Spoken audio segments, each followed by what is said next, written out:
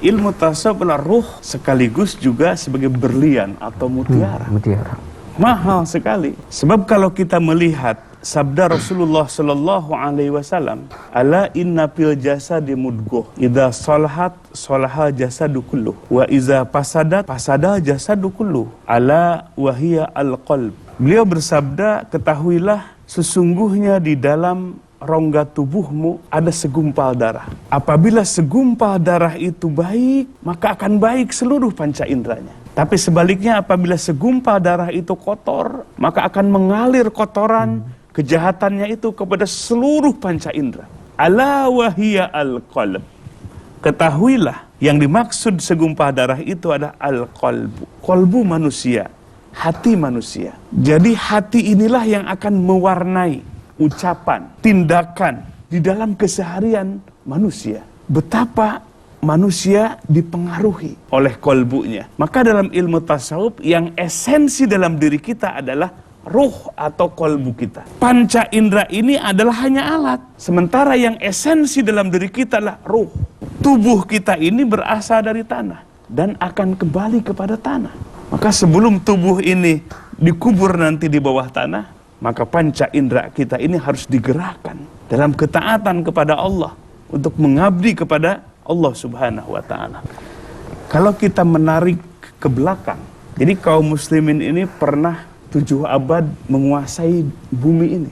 Semenjak Rasulullah SAW wafat, kemudian Khulafaur Rasyidin, kemudian Umayyah, Abbasiyah. Eropa di saat itu ketinggalan jauh. Kaum muslimin menguasai dunia, termasuk sains dan teknologi. Apa yang menjadi faktornya? Ilmu tasawuf. Ilmu tasawuf dari dalam yang mendorong. Karena Al-Quran membuka cakrawala berpikir tentang langit, tentang bumi, penciptaan jagat raya. Membuat terbukanya ilmu pengetahuan dan teknologi. Jadi kebangkitan Islam dulu, salah satu faktor utamanya adalah tasawuf hadir. Nah sekarang kondisi kaum muslimin ibarat roda ini sedang di bawah. Jadi kalau rodanya ingin berputar kembali ke atas, maka salah satu mutiara atau berlian ini jangan sampai lepas dari genggaman. Maka ilmu tasawuf ini harus dihadirkan. Ilmu tasawuf ini harus terus dibangkitkan, dipahami dan diamalkan dengan baik. Terutama di zaman kondisi modern seperti ini, di mana kondisi modern itu akan semakin menggiring manusia cenderung berorientasi kepada materi, melahirkan manusia-manusia robot, manusia-manusia materialistik. Kalau negara kita falsafahnya Pancasila, yang pertama silanya ketuhanan yang Maha Esa. Tapi bisa menjadi keuangan yang berkuasa. Siapa yang paling banyak uangnya, dia yang berkuasa. Jadi cenderung berorientasi kepada materi. Sehingga ruang yang paling dalamnya, yang paling esensi dalam diri kita hampa. Kolbu manusia hampa. Sekalipun sholat, hanya bacaannya saja. Tapi hatinya tidak sholat. Padahal sholat adalah media supaya hamba ingat kepada Allah. Sholat itu baru media. Aqimis sholat li zikri. Tegakkan sholat supaya zikir kepada aku. Maka sholat ini adalah media yang khusus. Ada syarat dan rukunnya. Tujuannya supaya zikir kepada Allah.